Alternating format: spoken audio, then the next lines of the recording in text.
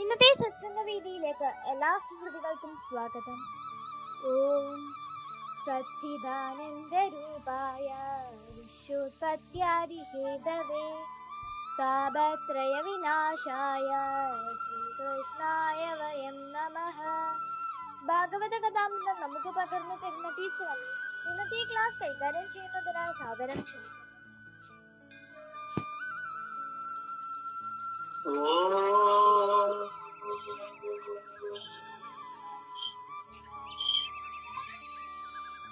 ശുക്ലാംബരധരം വിഷ്ണും ശശിവർണം ചതുർഭുജം പ്രസന്നവദനം ധ്യായേത് സർവവിഘ്നോപശാന്തയേ. ഗുരവേ സർവലോകാനാം വിഷജേ ഭവരോഗിണാം നിധയേ സർവവിദ്യാനാം ദക്ഷിണാമൂർത്തയേ നമഃ. ഓം നമോ ബ്രഹ്മാദിഭ്യോ ബ്രഹ്മവിദ്യാ സമ്പ്രദായ കർത്തൃഭ്യോ വംശഋഷിഭ്യഃ പരമഗുരുഭ്യഃ സർവോപപ്ലവരഹിതഃ പ്രജ്ഞാനഗണഃ പ്രത്യഗർത്തോ ബ്രഹ്മൈവാഹമസ്മി ബ്രഹ്മൈവാഹമസ്മി. ഓം ശാന്തി ശാന്തി ശാന്തി. ഓം നമോ ഭഗവതേ വാസുദേവായ. ഓം ശ്രീകൃഷ്ണ പരമാത്മനേ നമഃ.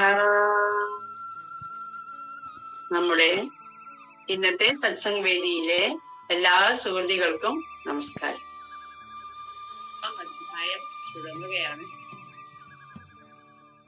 നാം പരീക്ഷിത്തിന് ആ ഒരു ശിക്ഷ കിട്ടിയതിൽ ശപിച്ചതിൽ മുനികുമാരൻ ശപിച്ചതിൽ മുനികുമാരനെ അച്ഛൻ ബോധവൽക്കരിക്കുന്ന ഭാഗം വരെ നാം പഠിച്ചു.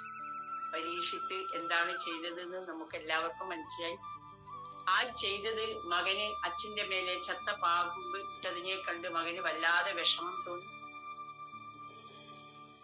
നമ്മുടെ രക്ഷിക്കാനായിട്ട് വന്നത്, അതായത് ബ്രാഹ്മണനെ രക്ഷിക്കുന്നവരാണ് ക്ഷത്രിയര് എന്നുള്ള അർത്ഥത്തിൽ നീ അകത്ത് കയറിയിട്ട് ബ്രാഹ്മണന്റെ അകത്ത്, അതായത് ഒരു മുനിയുടെ ആശ്രമത്തിൽ കയറി മുനിയെ ഇങ്ങനെ അപമാനിച്ചതിൽ നിനക്ക് 7-ാം ദിവസം തക്ഷകന്റെ കടി കൊണ്ട് നീ മരിക്കും എന്നുള്ള വലിയ ശാപവും കൊടുത്തു.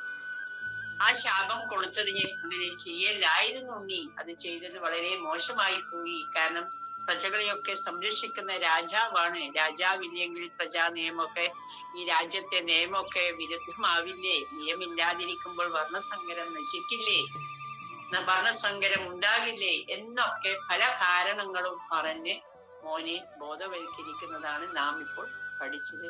അതിന്റെ തുടർച്ചയാണ് 19-ാമത്തെ അധ്യായം. 19-ാമത്തെ അധ്യായം പഠിക്കുന്നതിന് മുമ്പേ നമുക്ക് വലിയ ടീച്ചർ ആ 18-ാം അധ്യായത്തിന്റെ മുഴുവൻ സംക്ഷിപ്ത രൂപം നമുക്ക് പറഞ്ഞു തരുന്നതായിരിക്കും.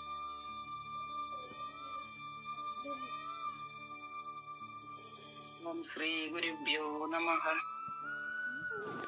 അധ്യായം 18-ൽ പരീക്ഷത്തിന് വിപ്രശാപം ഭവിക്കുന്ന കാര്യങ്ങളാണ് ചർച്ച ചെയ്യുന്നത്. പുണ്യശ്ലോകനായ ശ്രീ പരീക്ഷിത്ത് ഗർഭവാസം മുതൽക്ക് തന്നെ ശ്രീകൃഷ്ണന്റെ കൃപാദൃഷ്ടിക്ക് പാത്രമായ ഭാഗ്യവാനായിരുന്നു. ഭഗവാനിൽ ചിത്തസമർപ്പണം ചെയ്ത രാജാവ് ബ്രഹ്മശാപത്താൽ തക്ഷകൻ ദംശിച്ച് മരണം നേരിടുമെന്നറിഞ്ഞിട്ടും ഒട്ടും പരിഭ്രമിച്ചില്ല. ഉടനെ ശ്രീശുകന്റെ ശിഷ്യനായി നാരായണ തത്വത്തെ വഴിപോലെ അറിഞ്ഞ് സകല വിഷയസംഘം മുക്തനായി ശ്രീ ഭഗവത് ധ്യാനത്തോടുകൂടി ശരീരം ഉപേക്ഷിച്ച് പരമപദം പ്രാപിച്ചു. പരീക്ഷിത്ത് കലിയെ നിഗ്രഹിച്ചില്ല. കാരണം സാരഗ്രാഹിയായ അദ്ദേഹം കലിയിലും ഒരു വലിയ ഗുണം കണ്ടു. കലിയിൽ ഭക്തിയോടുകൂടി ഹരിനാമ കീർത്തനം ചെയ്യുന്നത് കൊണ്ട് മാത്രം ശ്രീകൃഷ്ണ പ്രാപ്തി സുസാധ്യമായി തീരുന്നു. മാത്രമല്ല പരീക്ഷിത്തിനെ പോലെയുള്ള ഹരിദാസന്മാരെ കലിക്ക് ഭയമാണ്. കലി ഭീരുക്കളിൽ മാത്രമേ തന്റെ ശൗര്യം കാണിക്കുകയുള്ളൂ. എങ്കിലും സൂത്രശാലിയായ കലി ഒരു സന്ദർഭം കിട്ടിയപ്പോൾ പരീക്ഷിത്തിനെയും വിട്ടില്ല. ശൗനകാദികൾ പറഞ്ഞു, ഹേ സൗമ്യ, കൃഷ്ണകഥാ കീർത്തനം ചെയ്യുന്ന അങ്ങ് ചിരഞ്ജീവി ആയിരുന്നാലും ഞങ്ങൾ ചെയ്യുന്ന യാഗാദികൾ ക്ലേശസാധ്യങ്ങളാണ്. ഫലം കിട്ടുമോ എന്നും നിശ്ചയമില്ല. എന്നാൽ അങ്ങ് ഞങ്ങൾക്ക് തരുന്ന ഹരികഥാ ശ്രവണം ക്ഷിപ്രസാധ്യവും ആരംഭം മുതൽക്ക് തന്നെ അനശ്വരമായ ബലത്തെ തരുന്നതുമാകുന്നു. അത്ര വിശേഷപ്പെട്ട ഗോവിന്ദ പാദപത്മ മകരന്തം അങ്ങ് ഞങ്ങളെ സേവിപ്പിക്കുന്നുവല്ലോ. അഹോ, ഭാഗവത സംഗമത്തിന്റെ മഹിമ സ്വർഗമോ മോക്ഷമോ അതിന്റെ ലവലേശമെങ്കിലും തുല്യമല്ല. ശ്രീ ഭഗവാന്റെ ഗുണമഹിമയെ ബ്രഹ്മശങ്കരാദികൾ പോലും അറിയുന്നില്ല. ആ ഭഗവാന്റെ കഥകളെ കേൾക്കുന്ന രസജ്ഞന് ഒരിക്കലും തൃപ്തി വരികയില്ല. അതുകൊണ്ട് ആ കഥകളെ സവിസ്തരം ഇനിയും പറഞ്ഞാലും അതിബുദ്ധിമാനും മഹാഭക്തനുമായ പരീക്ഷിത്തിനെ ഹരിപദം പ്രാപിപ്പിച്ചതായ ശ്രീശുകൻ ഉപദേശിച്ചതായ അത്യാനന്ദകരമായ ഹരികഥയെ ഒട്ടും ചുരുക്കാതെ പറഞ്ഞാലും. സൂതൻ പറഞ്ഞു, അഹോ, എന്റെ ജന്മം സഫലമായി. കാരണം ജ്ഞാനവൃദ്ധനായ ശ്രീശുകന്റെ ഹരികഥാകഥനം കേൾക്കാനും നിങ്ങളെ പോലെയുള്ള ജ്ഞാനവൃദ്ധന്മാരുടെ ആദരവിനും സംഗതി വന്നുവല്ലോ. മഹാത്മാക്കൾക്ക് ആശ്രയമായിട്ടുള്ള ഭഗവാന്റെ നാമസങ്കീർത്തനം സകല കുറവുകളെയും തീർക്കുന്നു. തന്നെ സേവിച്ചു നിൽക്കുന്ന ബ്രഹ്മാദികളെ ഉപേക്ഷിച്ച് ലക്ഷ്മി ദേവി ആരുടെ ചരണധൂളിയെ ആശ്രയിച്ചവനെ വിട്ടുപിരിയാതിരിക്കുന്നുവോ ആ അനന്തന്റെ ഗുണങ്ങളെ വിസ്തരിപ്പാൻ ആർക്കു കഴിയും? ആ ഭഗവാനിൽ അനുരക്തരായവർ ദേഹാത്മഭാവത്തെ വേരോടെ അകറ്റി പരമമായ പദത്തെ പ്രാപിക്കുന്നു. ആ ഭഗവാന്റെ കഥ പറയണമെന്നാണല്ലോ നിങ്ങൾ ആജ്ഞാപിക്കുന്നത്. എന്റെ അറിവിനനുസരിച്ച് പറയാം. ആദ്യന്തമില്ലാത്ത ആകാശത്തിൽ വലുതും ചെറുതുമായ പക്ഷികൾ യഥാശക്തി പറക്കുന്നു. ആകാശം മുഴുവനും പറക്കാൻ ഒരു പക്ഷിക്കും സാധ്യമല്ലല്ലോ. അതുപോലെ ഭഗവാന്റെ ലീലകളെ മുഴുവനും പറയുവാൻ ആർക്കും തന്നെ സാധ്യമല്ല. ഒരിക്കൽ പരീക്ഷിത്ത് മഹാരാജാവ് നായാട്ടിനായി വനത്തിൽ പോയപ്പോൾ കലശലായ ക്ഷീണവും ദാഹവും ബാധിച്ചു. അടുത്തെങ്ങും ജലാശയം കണ്ടില്ല. ഒരാശ്രമം മാത്രം കണ്ടു. അവിടെ പ്രവേശിച്ച് ജലം യാചിച്ചു. ശമീകൻ എന്ന മുനിശ്രേഷ്ഠൻ അവിടെ കണ്ണടച്ച് ഭഗവദ്ധ്യാന നിഷ്ഠനായി ദൃഢസമാധിയിൽ ഇരുന്നിരുന്നു. രാജാവ് വന്നതും വെള്ളം ചോദിച്ചതും മുനി അറിഞ്ഞതേയില്ല. അതിനാൽ ഉപചരിച്ചുമില്ല. ദാഹത്താൽ വലഞ്ഞ രാജാവിന് അതറിയാൻ കഴിഞ്ഞില്ല. മുനി തന്നെ അപമാനിച്ചു എന്നാണ് തോന്നിയത്. ഇതിനു മുമ്പ് ഒരിക്കലും മഹാത്മാക്കളോട് ക്രോധം തോന്നാത്ത രാജാവിന് ഇപ്പോൾ പെട്ടെന്ന് ക്രോധമുണ്ടായി. ഈ മുനി വാസ്തവത്തിൽ സമാധിസ്ഥനാണോ അതോ വെറുതെ കണ്ണുമടച്ച് നടിക്കുകയാണോ എന്ന് സംശയം തോന്നി. സമീപത്ത് കണ്ട ഒരു ചത്ത പാമ്പിനെ എടുത്ത് മുനിയുടെ കഴുത്തിലിട്ടിട്ട് അദ്ദേഹം രാജധാനിയിലേക്ക് മടങ്ങി. രാജാവ് തന്റെ അച്ഛനോട് ചെയ്ത അപരാധം മുനിയുടെ പുത്രനായ ശൃംഗി അറിഞ്ഞു. തപശക്തിയുള്ള ആ ബാലനെ രാജാവിന്റെ ദുഷ്കൃത്യം ചൊടിപ്പിച്ചു. എന്ത്, ബ്രാഹ്മണനെ രക്ഷിക്കേണ്ട രാജാവ് തന്നെ ഇത് അധർമ്മം ചെയ്തിരിക്കുന്നു. അധർമ്മികളെ ശാസിക്കുന്ന ശ്രീകൃഷ്ണ ഭഗവാൻ പോയതുകൊണ്ടാണോ ഇവൻ അഹങ്കരിക്കുന്നത്? എന്നാൽ ഇവനെ ഞാൻ തന്നെ ശിക്ഷിക്കുന്നുണ്ട്.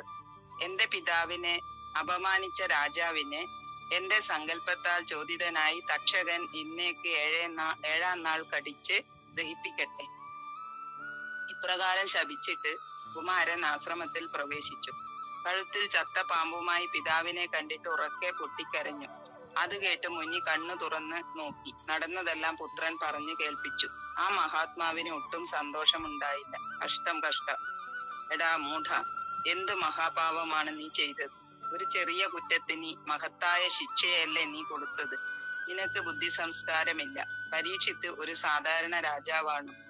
ഈ ഭൂമണ്ഡലത്തിൽ ഏത് മൂലയിൽ വസിക്കുന്ന പ്രജകളും നിർഭയം സുഖമായി ജീവിക്കത്തക്കവണ്ണം ആ മഹാൻ പ്രജാരക്ഷയെ ചെയ്യുന്നു.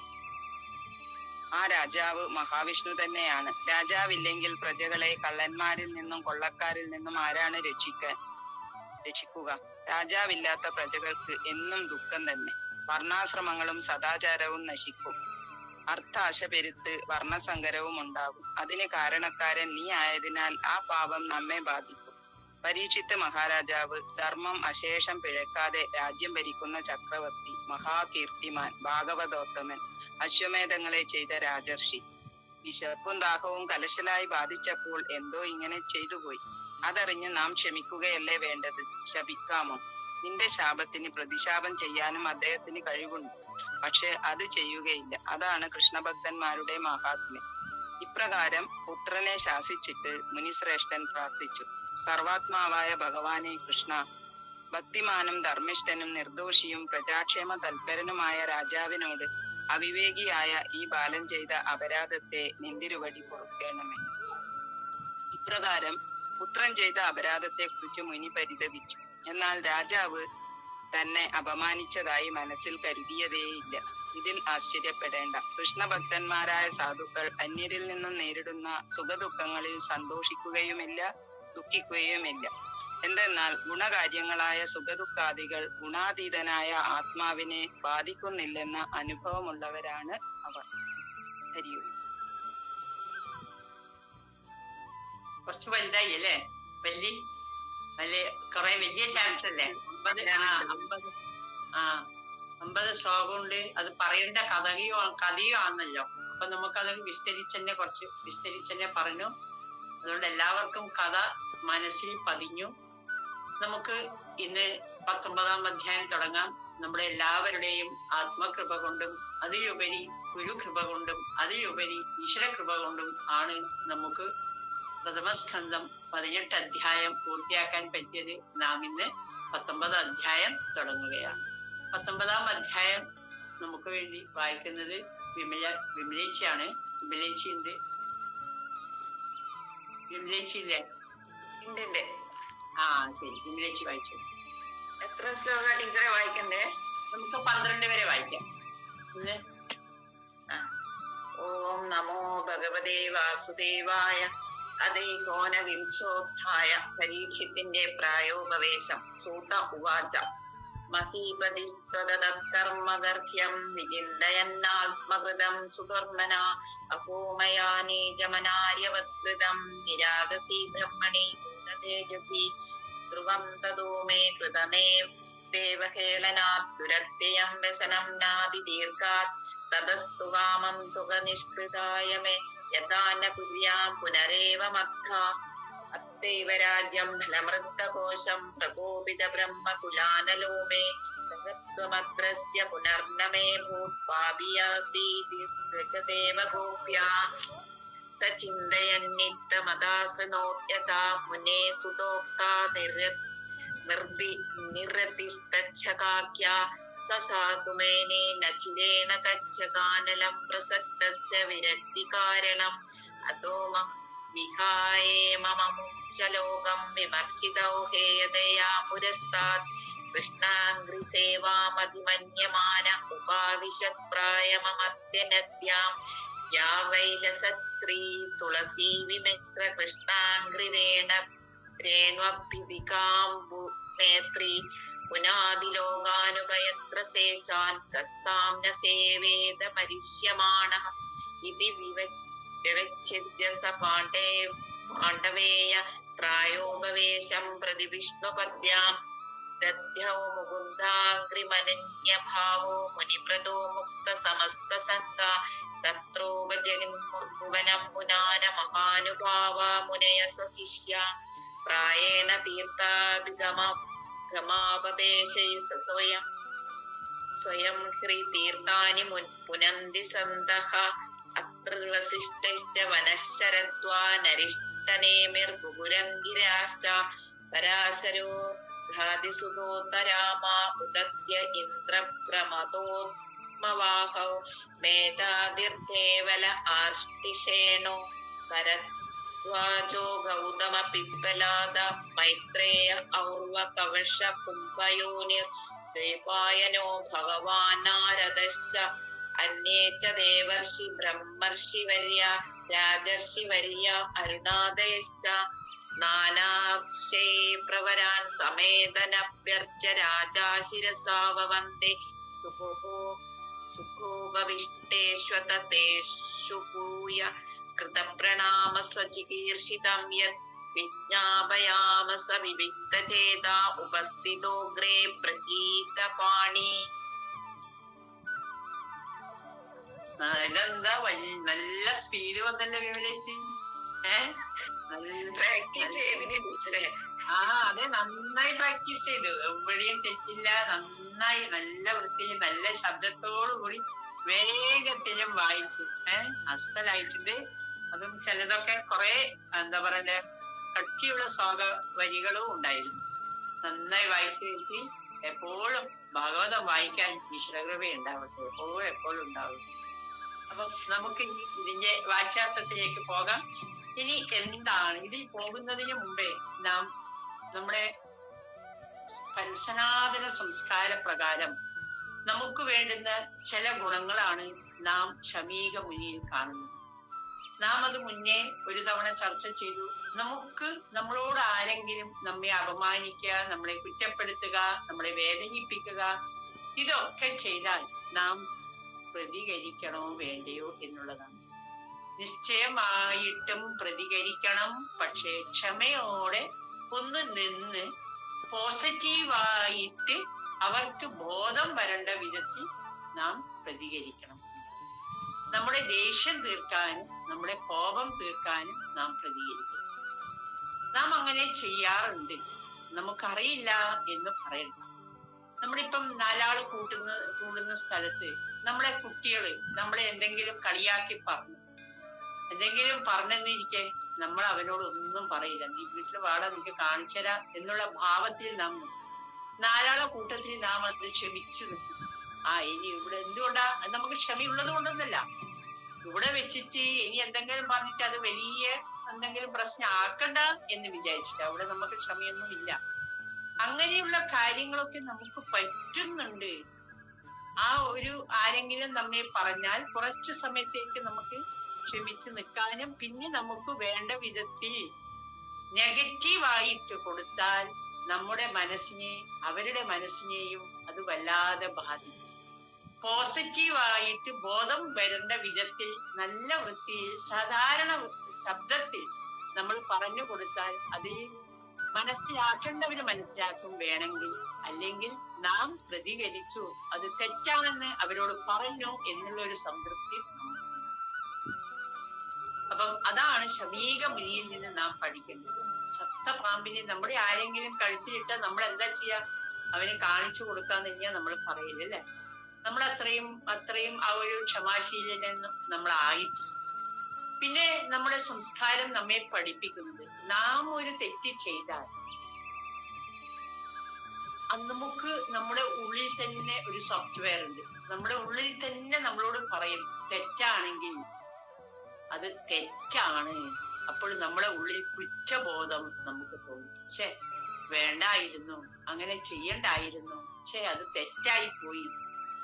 എന്റെ ആ ഒരു എന്താ പറയണ്ടേ വെപ്രാളത്തിലും ധൃതിയിലും അല്ലേ എന്താ പറയണ്ടത് എനിക്ക് ആ ദേഷ്യം വന്നല്ലോ, വെറുതെ ഞാൻ പറഞ്ഞല്ലോ, വെറുതെ ഞാൻ ചെയ്തല്ലോ, അങ്ങനെ അതൊക്കെ തെറ്റായി പോയി, അങ്ങനെ ചെയ്യേണ്ടതായിരുന്നു ചെയ്യേണ്ട നമ്മള് എന്നുള്ളൊരു വിചാരം നമുക്ക് കുറ്റബോധം നമ്മിൽ വരും.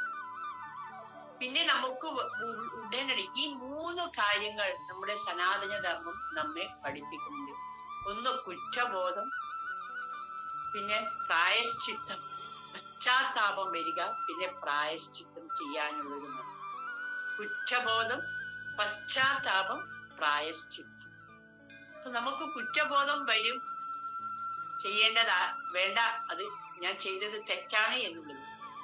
പിന്നെ അതിന് എന്താണ് പ്രായശ്ചിത്തം ചെയ്യേണ്ടത്?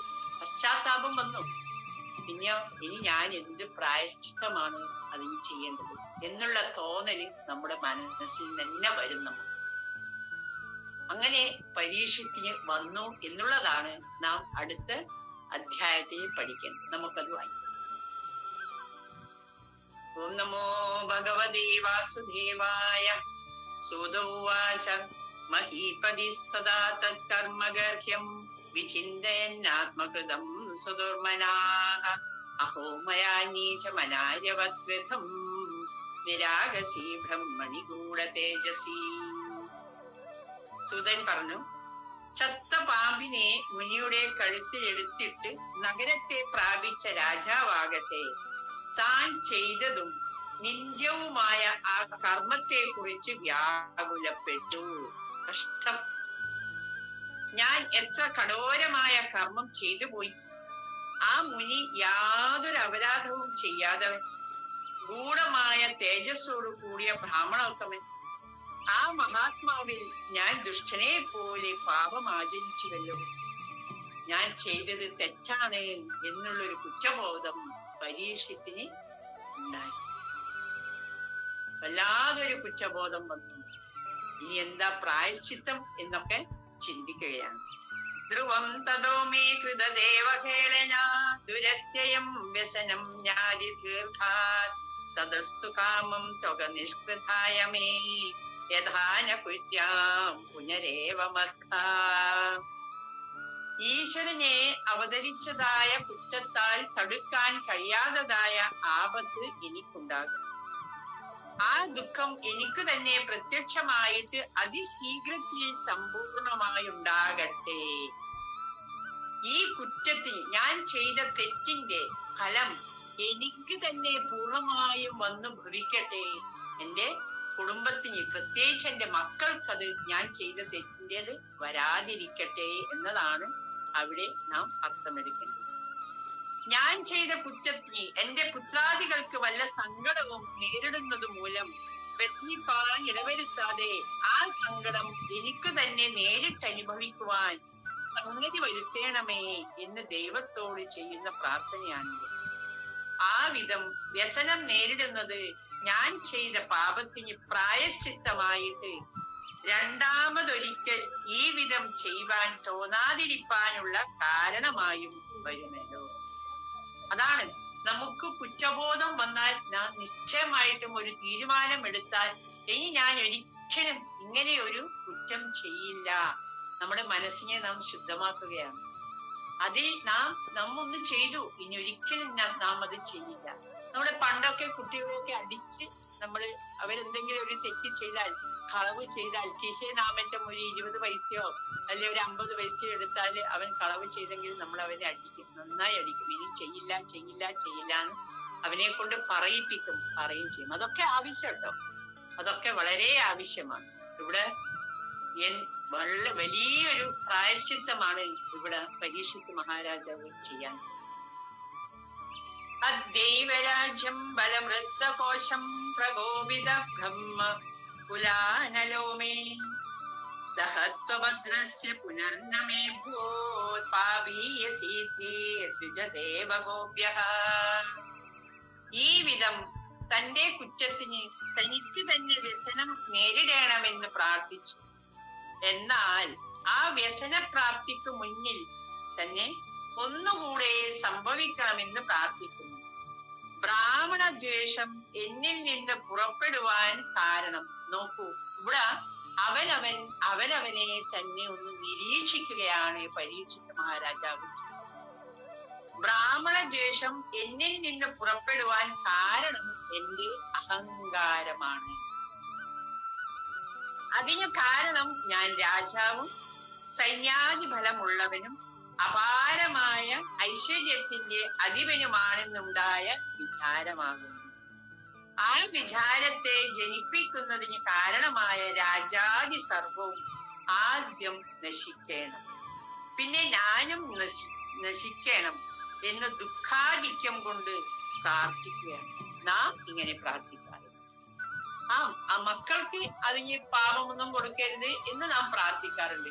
പക്ഷെ എന്റെ രാജ്യവും ഞാനും നശിക്കണം എന്ന് നാം പ്രാർത്ഥിക്കാറില്ല. എന്തെങ്കിലും ഭഗവാൻ ആ കുറ്റത്തിന്റെ ഫലം തന്നോട്ടെ, ഞാൻ അനുഭവിച്ചോളാം എന്ന് പറയും. പക്ഷെ എന്റെ ഐശ്വര്യാദികൾക്കൊക്കെ നാശം വരണം എന്ന് നാം ഒരിക്കലും ഇതാണ് നാമും പരീക്ഷിക്കും തമ്മിലുള്ള വ്യത്യാസം. എന്താ ഇത്ര നല്ലൊരു സംസ്കാരം അവരിൽ വന്നത്?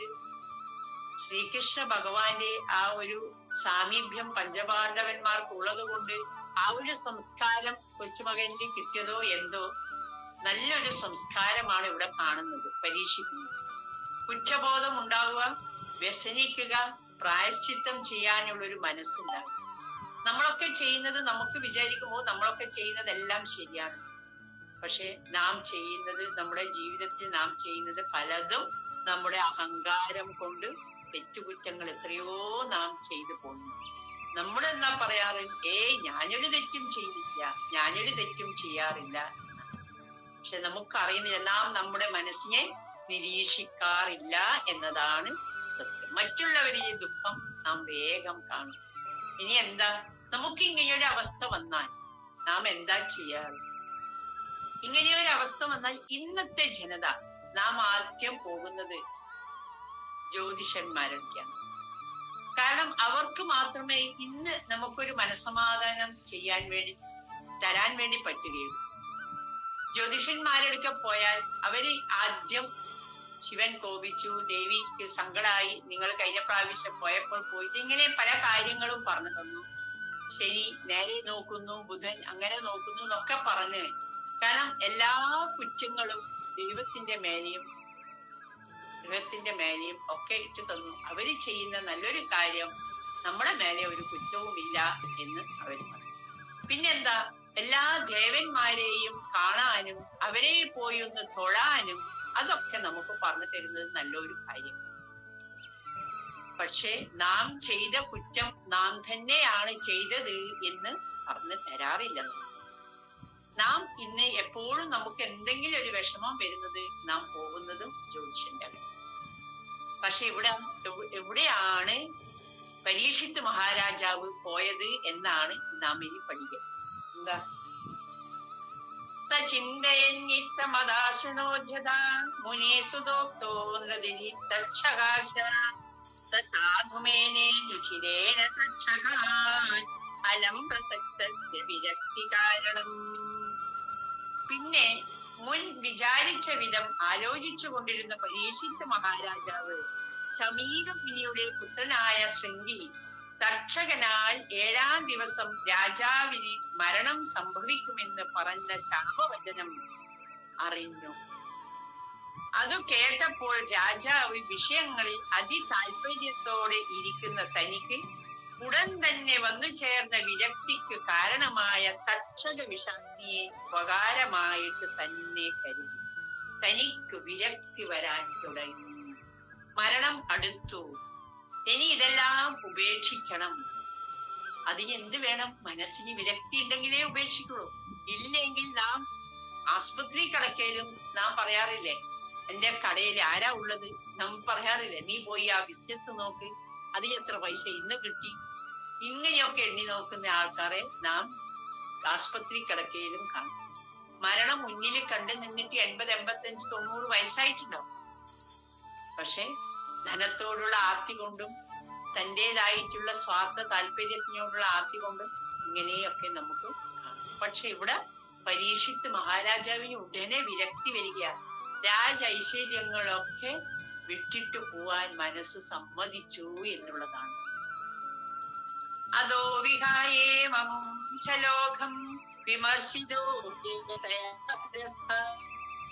കൃഷ്ണാംഗ്രിസേവാമതിമന്യമാന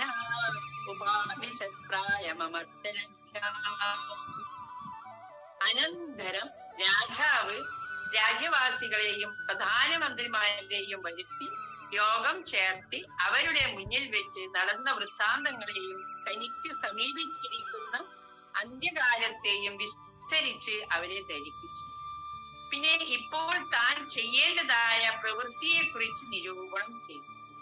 ഇഹലോകവും അതിൽ നിന്ന് സിദ്ധിക്കാവുന്ന സുഖവും അതുപോലെ തന്നെ പരലോകവും അവിടെ ലഭിക്കാവുന്ന ഭോഗങ്ങളും നശിക്കുന്നവയും ജന്മാദ്യ സുഖ ദുഃഖങ്ങളെ നൽകുവാനുള്ള മൂലവുമാകയാൽ ഈ ലോകങ്ങളെ കുറിച്ചുള്ള ചിന്തയും നിശേഷം ഉപേക്ഷിക്കേണ്ടതാണെന്നും മറ്റുള്ള എല്ലാറ്റിനേക്കാൾ അത്യന്തം ഉത്കൃഷ്ടമുള്ള കൃത്യം ശ്രീകൃഷ്ണ ഭഗവാന്റെ പാദപത്മത്തെ സേവിച്ച് ശരീരത്തെ ഉപേക്ഷിക്കുന്നത് തന്നെയാണെന്ന് തീർച്ചപ്പെടുത്തി ഗംഗാ നദീ തീരത്തിൽ പ്രായോപവേശം ചെയ്തു.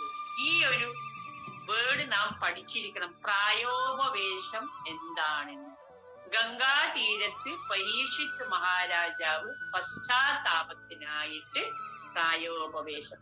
എന്താ പ്രായോപവേശം? നാം മുന്നേ പറഞ്ഞിട്ടുണ്ട് പ്രായോപവേശം എന്താണെന്ന്. ശരീരരക്ഷക്കുള്ള ആഹാരാദികളെ ഉപേക്ഷിച്ച് മരണം വരെ ശ്രീകൃഷ്ണ ഭജനം ചെയ്യുന്നതായ ഒരുവിധം വ്രതത്തിന് പ്രായോപവേശം.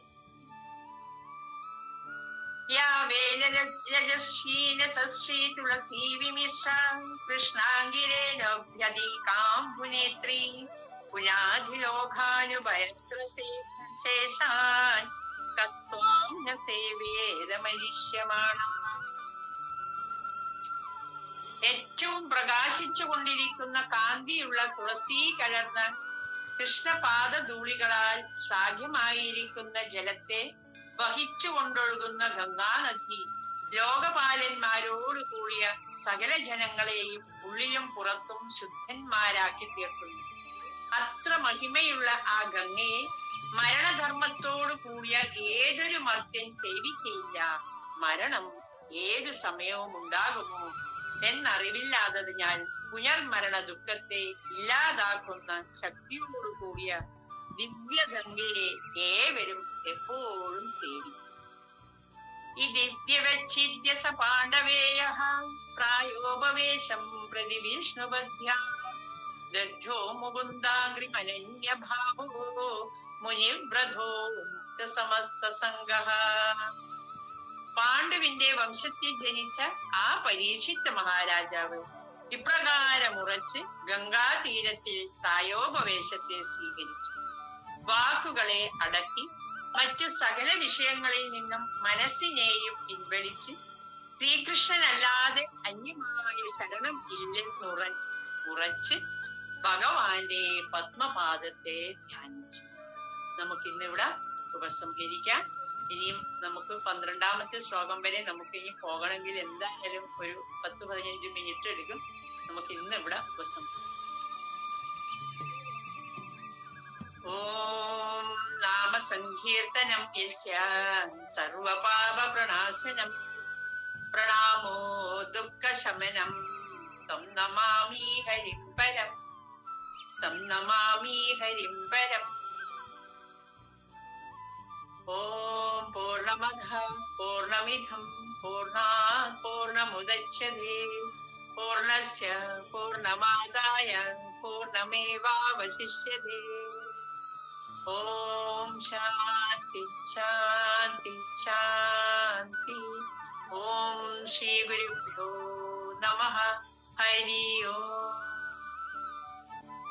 നമ്മുടെ ഇന്നത്തെ സത്സംഗ് വേദിയിലെ എല്ലാ സുഹൃത്തുക്കൾക്കും നന്ദി, നമസ്കാരം.